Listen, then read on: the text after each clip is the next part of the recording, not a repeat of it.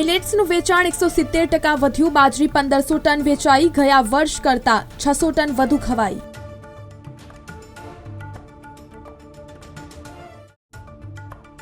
નર્મદ યુનિવર્સિટીના 2 કોર્સના નામ બદલાયા. નવી એજ્યુકેશન પોલિસી અને યુજીસીની ગાઈડલાઈન મુજબ બીબીએ અને બીસીએ કોર્સના નામ બદલવાનો નિર્ણય કર્યો.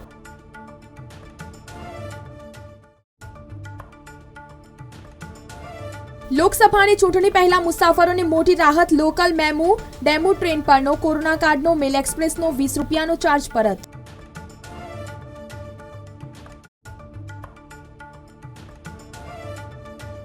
વાતાવરણ પલટાયું. સાવલી ડેસરમાં મોડી રાત્રે ધોધમાર વરસાદ વરસ્યો.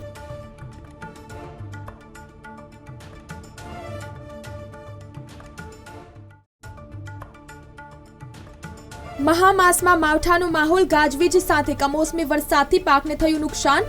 લગ્ન પ્રસંગોમાં માવઠાથી વિઘ્ન.